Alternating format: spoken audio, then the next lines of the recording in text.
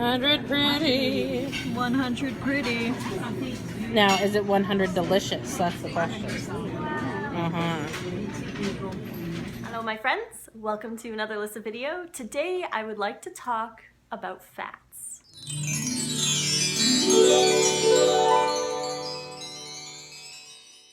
So I have been in the natural health industry for almost 15 years, learning about the human body, learning about supplements and diets and all of that good stuff. We would always have supplement companies coming in and giving us free samples for a lot of their products. We were indoctrinated to believe that we need all of these healthy fats. Now, before I continue, I want to make sure everybody knows that I am not anti-fat. I am pro-fat. We need fats in our bodies. However, we are consuming way more than we actually need, and it's causing problems, especially the saturated fats from animal products. This is causing a lot of insulin resistance and issues with blood sugar balance. So I discovered the raw vegan diet about 12 years ago, and I was under the impression that as long as it was raw, you could eat it. So I ate everything that I wanted to. I ate lots of avocados. Sometimes I would do 2 in a day, but mostly 1 a day, and lots of coconut all over the place. Coconut milk, coconut water, coconut oil, all of that. And then I did a lot of nuts and seeds, and I would fill up on nuts, during the day because I felt you needed protein and fat. And then later on, I would have fruit because I was trying to eat more fruits and vegetables. But after I ate the fruit, I would crash hard. And I would never understand why, because I was like, well, I'm eating these berries. I shouldn't be having a problem with this. They're low glycemic and all of that kind of stuff. And then I would think, well, maybe we need to be low carb. Maybe I can't eat fruit and all of this stuff. And then I started discovering other people who were doing a low fat diet and eating all this fruit, and I couldn't understand why. My brainwashing, I'll say brainwashing, it's not really a great word, but my brainwashing in the natural health industry taught me that we needed all these fats to be healthy. But then these people somehow were eating all this fruit and low fat, and then I would think, well, we need fat, we need fat, we need fat, because that was the brainwashing that I was under. Yes, we need fat. Again, I'm not against fat. We should be focusing on our omega-3 sources like chia and flax, maybe having a little bit of walnuts here and there. Cashews are okay if you want to include those into your diet, but we need to limit the amount that we're consuming. Again, if you think about in the wild, we didn't have bags of almonds or coconut oil or anything like that. We drank the water out of the coconut and then we would scoop the coconut meat out, which wasn't very much anyways. The avocados were very small. They weren't huge and giant like they've been modified for today. So we've got these skewed views about what and how much fats we need to consume. So my friend and I decided that we wanted to meet up at one of the raw vegan restaurants. I just was really hungry that day because I had skipped breakfast, which is really rare for me, but I had a lot of things to do in the morning and I woke up late and I just ran out the door. This is a problem that a lot of people might encounter. I wanted to share it with you because this is a typical thing that happens when you skip meals, when you're not full, when you don't make sure that you have your fruit. You default to whatever because you just want to eat whatever. So at the restaurant, this is what I ate.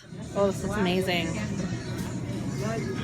Seriously, looks so good, I can't even. And this is actually soft. They're not hard crackers like they used to have. No, it's like an actual flatbread. Yeah! Oh man. I normally don't eat fully dehydrated things, but this is like still moist, so it's yeah. Oh my god. Is it really good? The best thing ever. Olivia, look, your food. Some things for oh man. Your salads are so good. I know. I got the Bloopers. And I got the lasagna. Let's dig in here. Oh my. And it's warm. They warmed it in the dehydrator.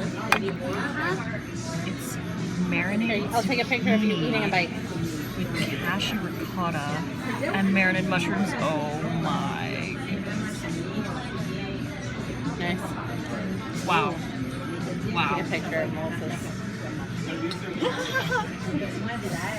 This is like Like, seriously, they've really upped their game here, man. 100 pretty. 100 pretty.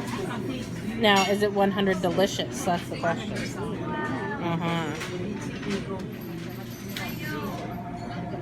Hey, eat over your plate. Okay, you gotta lean forward a little. Come a little closer. Is it 100 pretty? Yeah. I was so hungry and ravenous that I ate all of that. I ate almost the whole pie. I got to the point where it was getting a little bit much, and I did leave a little bit of the pie, probably a quarter of it left. But when I got home, I started to feel really sluggish, like really tired, lethargic, and like I just wanted to lay in bed and watch TV, read a book, and just play games on my phone. I really had no motivation to do anything. I had wanted to work out that day, but I had no energy. I was just so tired and sluggish. I just was like, whatever. So I laid in bed all that day. Later that night, I did notice that I had gas happening, which is really rare for me unless I sit for really long periods of time and my digestion doesn't get moving. So here I am with a little bit of gas. I'm super tired, and I go to sleep early because I was just so tired. And I wake up the next day to some zits, which was not normal for me. I sometimes get zits, but there was quite a few. My skin felt really, really oily, and my hair got quite oily quite fast. So again, I'm just kind of like maneuvering through where my specific fat percentage should be. When I say low fat, I'm talking about anywhere between 5% fats and 20% fats. I know 20% is a little high, but for some people, they do need a little bit more fats, like breastfeeding, pregnant, kids, some elderly. If you're having issues with hormones, you can push it up to about 20%. But this is the key to this video that I wanted to share with all of you guys, when to know when you've had too much fat and how to adjust it back down.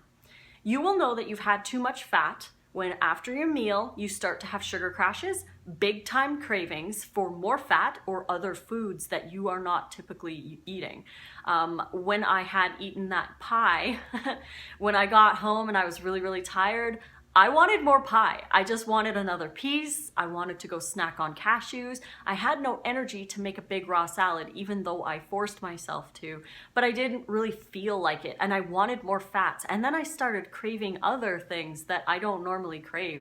Just to show you that when you eat high fat, all of these little tiny things creep in. And I did notice that that day probably was about 30% fats, which is considered low fat in mainstream society. We think that low fat's about 30%, the average person's eating 40 or higher. But this is causing too many issues. It's causing sugar imbalances, and then people blame the fruit when it's really their high fat. And honestly, guys, 20% isn't a lot. 10% is even less. So you really have to make sure that you're eating a lot of fruit and a lot of vegetables and have a little bit of fat, which is okay because we need it. Just don't go overboard with it. But you will know when you go overboard because you will have those symptoms: cravings, blood sugar crashes, insulin resistance. You might start gaining weight if you do it over a long period of time. You might start getting candida symptoms if you do it for a long period of time. You can't do half fat, half fruit. It just can't happen. You'll have way too many symptoms, too many insulin issues, and if you're doing animal products, it's being linked with diabetes and obesity. So you want to get rid of the fat if you can out of your diet until you reach the about 5 to 20% range. I follow the 80-10-10 principles: 80% carbs, 10% fats, and 10% proteins. But again, this is just a guide. Find where you feel best on the spectrum. I really like 8% fats. That's my special spot. Some people love 12% fats, and some do really well at 17 or 20. But as soon as you start to push the limits, you will start to notice those symptoms in your body, and that's when you know that you need to cut down your fats. And you can cut them down. Eat half an avocado instead. Eat half the amounts of nuts. Eat half the amount of my cashew sour cream. I know it's so good, but eat half the amount that you normally would to cut your fat intake down. Also, increase your fruits and vegetables. Eat more cucumbers and more romaine lettuce and more bananas and more fruit in the morning, and save your fats for your evening meal where you're eating greens, because you do need fat to absorb certain nutrients from your greens. So I hope this video helps somebody out there. I know that the whole low fat thing can be scary because we are indoctrinated to believe we need all this fat, but we really, really don't. We just need enough for our body functions, which if you're eating enough calories, is actually a decent amount of fat for a low-fat diet. If you're cutting your calories down to 1,200 calories, you basically can't eat any fats extra, no overts at all, because even if you had a little ounce of cashews, it would push your fats way high because you're eating so low calorie. You need to eat high calorie of fruits and vegetables so that you can have a little bit more leeway with your fat intake. So if you want to have that avocado with dinner, make sure you eat a lot of fruit in the morning to balance out the amount of fat that you're consuming, and keep your fat away from your fruit. Try to only have it with your salads at dinner time, which should be perfect. So hope you guys enjoyed this video. If you did, like it, please, and subscribe to my channel to get notifications for more. You can find me on Facebook at Lissa's Raw Food Romance, Instagram at Raw Food Romance, and Snapchat at Lissa Raw Vegan. Until the next video, guys, I love you all, and fruit on. So I discovered the raw vegan diet, and I just thought, Chai, please, can I finish my video? Are you done, Chai? Chai, are you done? Can I finish my video?